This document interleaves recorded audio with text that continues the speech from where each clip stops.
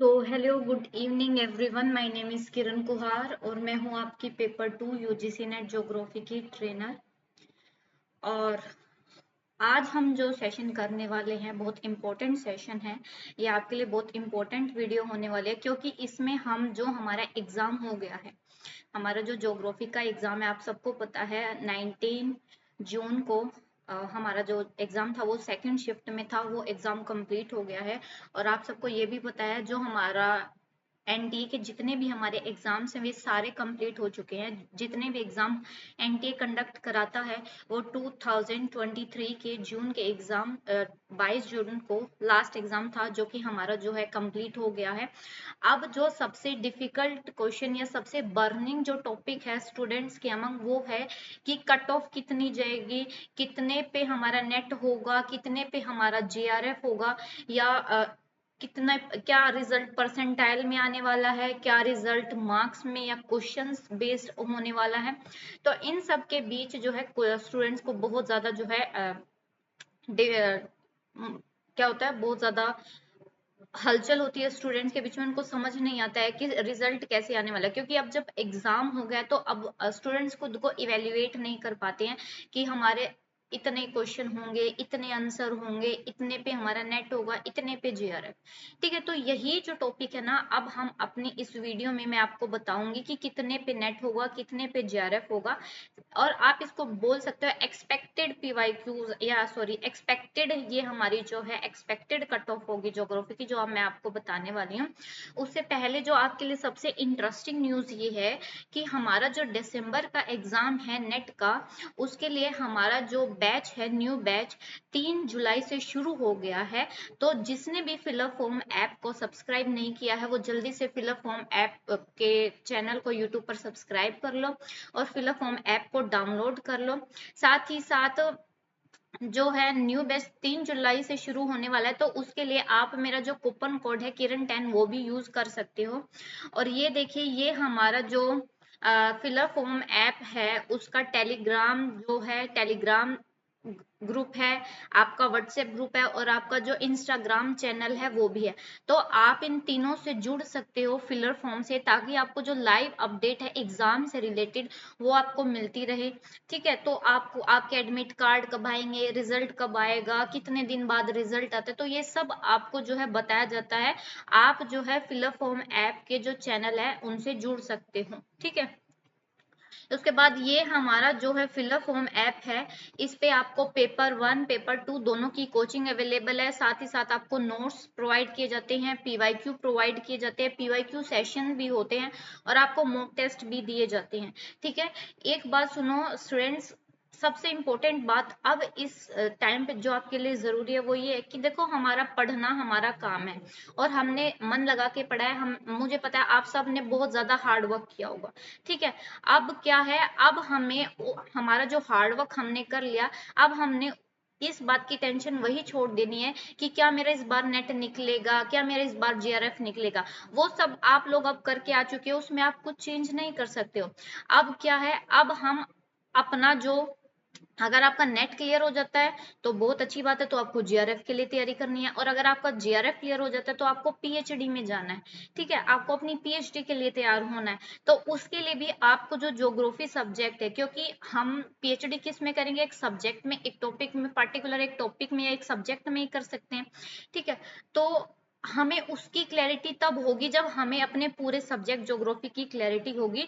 तो 3 जून से जो बैच हो रहा है उसके साथ जुड़ जाओ, क्योंकि हमें अपनी कंप्लीट नॉलेज लेनी है। अब तक हमने पढ़ा था सिर्फ नेट और जेआरएफ क्लियर करने के लिए, और अब हम जो समझ रहे हैं वो किसके लिए समझ रहे हैं, वो हम अपनी पीएचडी के लिए टॉपिक को समझ रहे हैं, और हम ये समझेंगे कि हमारा किस टॉपिक में ज्यादा इंटरेस्ट है और किस में कम। ठीक है, ये हमारा पेपर 1 पेपर 2 के बैच चल रहे हैं फिलअप फॉर्म ऐप पर। आप पेपर 1 पेपर 2 का जो कंबाइंड बैच है 6 मंथ का वो भी ज्वाइन कर सकते हो, या फिर 12 मंथ का जो कंबाइंड बैच है पेपर 1 पेपर 2 का, दोनों ज्वाइन कर सकते हो। जल्दी से ज्वाइन कर लो, और मेरा जो कूपन कोड है किरण10 उसको यूज करोगे तो आपको डिस्काउंट मिलेगा 10% का। अब हमारा जो बर्निंग टॉपिक है सभी स्टूडेंट्स के अमंग, वो है कि नेट की जो कट ऑफ है इस बार की वो कितनी जाएगी, एक्सपेक्टेड कट ऑफ क्या है, कि क्या कट ऑफ हो सकती है, प्रीवियस कट ऑफ क्या है। तो सबसे पहले हम जो ज्योग्राफी सब्जेक्ट है उसकी प्रीवियस कट ऑफ देखेंगे। हम 2022 की जो 12 अक्टूबर को हुआ था उसकी कट ऑफ देखेंगे, और हमारा जो 3 मार्च को जो हमारा 2023 में एग्जाम होता उसकी कट ऑफ देखेंगे, और इससे समझेंगे कि कैसे वेरिएशन होते हैं कट ऑफ में, और कट ऑफ कितना इंक्रीज या डिक्रीज होता है। एज ऑफ नो हम सबको पता है, एज इफ वी नो कि हम सबको पता है कि जो हमारा सब्जेक्ट है ज्योग्राफी, उसका जो पेपर था वो मॉडरेट था, हार्ड नहीं था, इजी था। और इस बार जो पेपर हुआ वो एक शिफ्ट में हुआ है, ठीक है। तो अब देखते हैं, सबसे पहले हमारा ये देखो, ये 12 अक्टूबर को 2023 में हमारा जो नेट का ज्योग्राफी का एग्जाम हुआ था उसमें कितने बच्चे आए थे। टोटल बच्चे थे 45,842। ठीक है, हमारे लिए ये इंपॉर्टेंट नहीं होता जितने अपीयर हुए, यानी कि किसने कितने बच्चों ने एग्जाम दिया है। अपीयर हुए थे 28,962 बच्चे जो है अपीयर हुए थे। उनमें से अब मैं अगर कट ऑफ बताऊं तो उस टाइम पे हमारा जो एग्जाम होता ना वो सिर्फ एक शिफ्ट में हुआ था। और जब एक शिफ्ट में एग्जाम होता है ना, तो उसमें क्या होता है, आपके जो कट ऑफ आती है वो परसेंटाइल में नहीं आती है, मार्क्स में आती है। ठीक है, आपके क्वेश्चन पे जो है लिस्ट लगती है, कट ऑफ लगती है। जैसे हमारा 12 अक्टूबर जो 2022 का हुआ था उसमें क्या था कि जो नेट के लिए कट ऑफ लगी थी जनरल वालों के लिए, वो 91 पे 91 क्वेश्चन जिसके ठीक हो रहे थे उसका क्या है, एग्जाम नेट क्लियर था, यानी कि 182 मार्क्स जिसके बन रहे थे उसका नेट क्वालिफाइड था। और जिसके 101 क्वेश्चन थे ठीक, उसका जेआरएफ क्लियर हो गया था।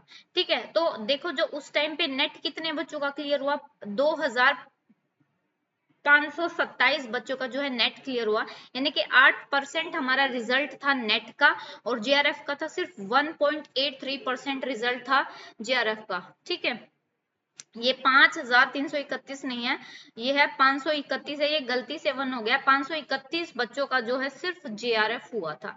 ये तो थी हमारी 12 अक्टूबर की जो 2022 में हमारा यूजीसी नेट ज्योग्राफी की जो कट ऑफ लगी थी। अब अगर मैं 3 मार्च 2023 में अभी जो इस एग्जाम से पहले जो हमारा एग्जाम हुआ था उसकी बात करूं, तो उसमें देखो हमारे जो टोटल बच्चे थे वो 45,533 थे, जिसमें से कितने बच्चे आए हैं, सिर्फ 29,247 बच्चों ने पेपर दिया था। ठीक है, तो उस टाइम पे कट ऑफ क्या थी, परसेंटाइल में आई थी। अब परसेंटाइल में कट ऑफ कब आती है, जब हमारा पेपर 2 शिफ्ट में होता है, तो उस टाइम पे हमारी जो कट ऑफ आती है वो परसेंटाइल में आती है। क्यों परसेंटाइल में क्यों आती है, परसेंटाइल में इसलिए आती है ताकि जो, देखो आप सबको पता है शिफ्ट 1 शिफ्ट 2 में क्या होता है, पेपर में डिफरेंस हो जाता है, किसी में ज्यादा टफ क्वेश्चन होते हैं, किसी में बहुत इजी क्वेश्चन होते हैं। तो इस तरीके से तो बच्चों के साथ क्या हो जाती है, नाइंसाफी हो जाती है, शिफ्ट 2 वालों के साथ हो जाती है या फिर शिफ्ट 1 वालों के साथ हो जाती है। तो एनटीए क्या करता है, अनफेयरनेस को हटाने के लिए जो है परसेंटाइल निकालता है, वो जो डिवाइड कर देता है शिफ्ट, जो सबसे ज्यादा जो परसेंटाइल है, परसेंटाइल में क्या होता है, जो सबसे ज्यादा जो स्कोर करेगा, मान लो सबसे ज्यादा जो स्कोर कर रहा है बच्चा उसके हैं 290 मार्क्स, तो इसका मतलब उसकी परसेंटाइल कितनी होगी, 99 या 100% परसेंटाइल होगी, सॉरी 99 हो गई। ठीक है, अब क्या है, अब उसके अकॉर्डिंग जो है हम डिवाइड करेंगे। 99 का 99 परसेंटाइल अगर किसी की आते तो इसका मतलब है कि जो बच्चा है ना, जिस बच्चे के 99 परसेंटाइल आए हैं उसने 99% बच्चों को पीछे छोड़ दिया है। ठीक है, किसी की 97 है तो उसने 97% बच्चों को पीछे छोड़ दिया, यानी कि 97 बच्चों को पीछे छोड़ दिया। 90 है किसी की, यानी कि उसने 90 बच्चों को छोड़ दिया। हर बार जो है ना क्या होता है, परसेंटाइल सिर्फ तब निकलते हैं जब हमारा जो पेपर होता है वो शिफ्ट में होता है। अगर पेपर शिफ्ट में है, 2 शिफ्ट में, तो हमारी परसेंटाइल निकलती है। अगर हमारा पेपर सिर्फ एक शिफ्ट में है तो हमारा जो है मार्क्स मिलते हैं, मतलब कि हमारा जो कट ऑफ है वो किस पे लगती है, हमारी मार्क्स पे लगती है। अब उस टाइम पे जेआरएफ की जो लिस्ट कट ऑफ थी वो 99.6718 पे लगी थी। एक बात और, जो हमारा एनटी है ना, एनटीए परसेंटाइल जब निकालता है ना, पॉइंट के बाद भी 7 डिजिट लेता है। क्यों? ताकि हर बच्चा सेम कैटेगरी पे ना आ पाए, लेकिन फिर भी हो जाता है कि बच्चे सेम कैटेगरी पे आ जाते हैं। तो उस टाइम पे जेआरएफ की लिस्ट थी 99.6718 और नेट की थी नेट की थी 97.4927 पे क्या लगी थी, नेट का कट ऑफ था ज्योग्राफी का। अब नेट कितने बच्चों का हुआ, 2357 बच्चों का, और जेआरएफ सिर्फ 252 बच्चों का। अब हर बार आपने देखा होगा 12 अक्टूबर को पेपर हुआ था, उसमें भी नेट हमारा 8% बच्चों का था, और जो 23 मार्च को हुआ उसमें भी जो नेट था वो कितने बच्चों का था, 8% बच्चों का था। ये एक बात और होती है कि हर बार जो जिन बच्चों का नेट क्लियर हो जाता है वो जेआरएफ के लिए तैयार करते हैं, और जिनका जेआरएफ भी होता है वो बार बार जेआरएफ के लिए जो है कोशिश करते रहते हैं, जिसकी वजह से कट ऑफ इंक्रीज डिक्रीज होती रहती है। अब बात करते हैं हमारा एक्सपेक्टेड कट ऑफ की। देखो इस बार जो पेपर है वो एक ही शिफ्ट में हुआ है, ठीक है, तो इस बार भी जो रिजल्ट है ना वो मार्क्स में आएगा, यानी कि मार्क्स बेस्ड होगा, क्वेश्चन बेस्ड होगा, यानी कि इतने क्वेश्चन पे लिस्ट होगी। अगर मैं जनरल वालों की बात करूं, क्योंकि हमारा जो ज्योग्राफी का पेपर था वो मॉडरेट था, हमने एनालिसिस किया था, तो उस एनालिसिस में पता चला कि जो हमारा ज्योग्राफी का जो क्वेश्चन था वो क्या था, पेपर था वो मॉडरेट था, नॉट दैट मच डिफिकल्ट, इतना डिफिकल्ट पेपर नहीं था, और पेपर भी सिर्फ एक शिफ्ट में हुआ है। तो जनरल वालों की जो लिस्ट है वो जेआरएफ के लिए 208, ठीक है, यानी कि आपके 104 क्वेश्चन, 105 क्वेश्चन ठीक होने चाहिए, इसके आसपास ही लिस्ट जाएगी, 103, 104, 105 ऐसे आपकी जेआरएफ की होगी। जनरल कैटेगरी की जो कट ऑफ है, और असिस्टेंट प्रोफेसर के लिए 184 क्वेश्चन, ठीक है, सॉरी 184 मार्क्स, 184 मार्क्स आपके होने चाहिए, ठीक है। तो यानी 184 मार्क्स, यानी कि आपका 91 से 93 जो क्वेश्चन है उस पे क्या हो जाएगा, आपका नेट क्लियर हो जाएगा, 91 से 93 पर आपका नेट क्लियर हो जाएगा, ठीक है। और आपका जो जीआरएफ है वो 102 से 107 क्वेश्चन, अगर 102 से 107 क्वेश्चन के बीच में आपके करेक्ट हैं तो इसका मतलब आपकी जो जीआरएफ है वो क्लियर हो सकता है। देखो करेक्ट तो हमें तभी पता चलेगा जब हमारा रिजल्ट आ जाएगा, लेकिन ये हमारी सिर्फ क्या एक expected PYQ, sorry expected cut off है, हम सिर्फ अंदाजा लगा सकते हैं, वो भी किससे, बच्चों से जो हमने एग्जाम पूछा उसका एनालिसिस करके। तो पेपर क्या था, मॉडरेट था, हार्ड नहीं था, तो लिस्ट का थोड़ा सा बढ़ने का भी चांस है, इतना ज्यादा भी नहीं है। हर बार जो हमारी जेआरएफ की जनरल वालों की लिस्ट रहती है वो 102 से 107 क्वेश्चन के बीच में रहती ही रहती है, तो जिसके 102 से 107 क्वेश्चन के बीच में आंसर ठीक होते हैं, क्वेश्चन ठीक होते हैं, तो उनका जेआरएफ मान लो क्लियर है। ईडब्ल्यूएस की 82 से 86 क्वेश्चन पे होगा नेट, यानी कि 165 मार्क्स, ठीक है, यानी कि 82 से 86 क्वेश्चन के बीच में जिसके ठीक है उनका नेट क्लियर हो जाएगा, और 195 मार्क्स चाहिए उनको जीआरएफ के लिए, यानी कि 98 से 98 से 103 के बीच में अगर किसी के क्वेश्चन ठीक हैं तो उनका जीआरएफ क्लियर हो जाएगा ईडब्ल्यूएस कैटेगरी में। उसके बाद है ओबीएस, ओबीएस की जो नेट की है वो भी 165 पे, यानी कि 82 से 86 क्वेश्चन जिसके करेक्ट है उसका नेट क्लियरिफाई हो जाएगा, और 188 क्वेश्चन है जीआरएफ के लिए, यानी कि 98 से या 96 से 103 के बीच में जिनके क्वेश्चन ठीक है उनका जेआरएफ क्लियर हो जाएगा ओबीएस में।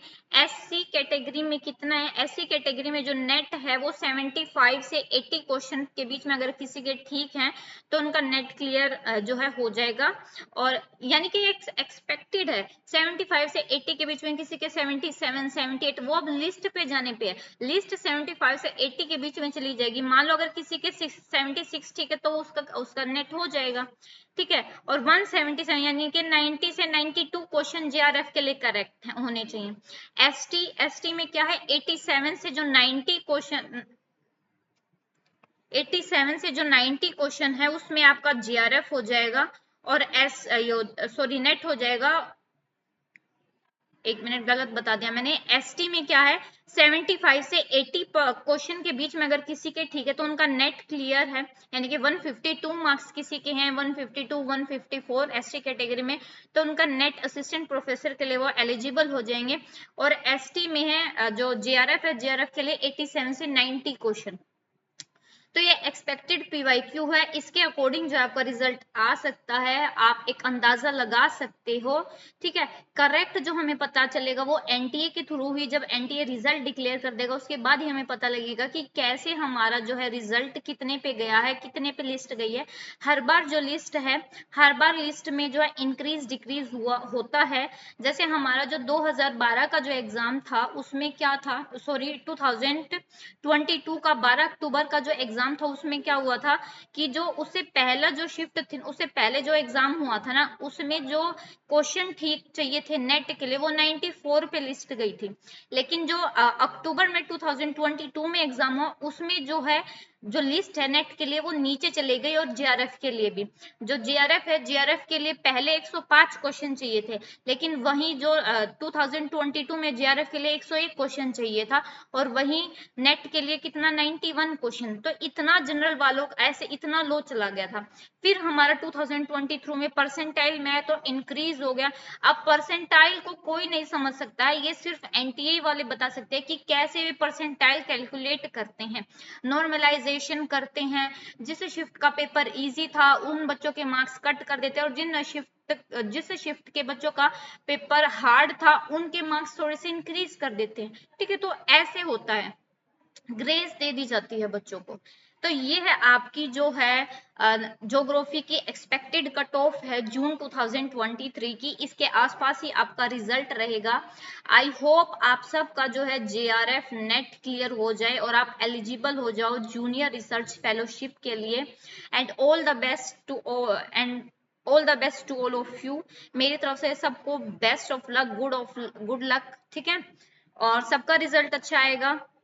और एंड में मैं यही कहना चाहूंगी कि जो अपनी क्लास है उसको क्या करो, अपनी क्लास को रेगुलर लेना शुरू कर दो। अब जो रिजल्ट आएगा वो आना ही है, हमने नेक्स्ट सेशन के लिए फिर से अपने आप को प्रिपेयर करना है। इसमें हम हर चीज के लिए प्रिपेयर हो जाते हैं, चाहे वो यूजीसी नेट का एग्जाम हो, चाहे वो KVS, DSSB, PGT, PRT, TGT, किसी का भी एग्जाम होता है। तो इससे हमारी जो सब्जेक्ट की क्लैरिटी है ना, कोचिंग करने से, कोचिंग करने का सिर्फ एक फायदा होता है कि हमारी जो सब्जेक्ट की क्लैरिटी है वो हो जाती है। ठीक है, तो सब्जेक्ट क्लैरिटी के लिए, कंसेप्ट क्लैरिटी के लिए हम कोचिंग ज्वाइन करते हैं। पढ़ना हमें खुद ही करना पड़ता है, हार्डवर्क हमें खुद करना पड़ता है। बस जो टीचर होता है, ट्रेनर होता है, वो क्या करता है, आपको गाइड कर देता है, आपको बता देता है कि यहाँ से ये इंपॉर्टेंट है, ये इंपॉर्टेंट होने वाला है, ये आपका एग्जाम में पूछा गया है। तो आपको जब ऐसे गाइडेंस मिल जाती है तो आपका एग्जाम क्लियर हो जाता है, आप टॉप पे पहुंच जाते हो और आप अपने सब्जेक्ट के मास्टर बन जाते हो। So all the best to all of you. अब मिलते हैं हम नेक्स्ट बैच से। ठीक है, and thank you so much. Bye bye, take care everyone.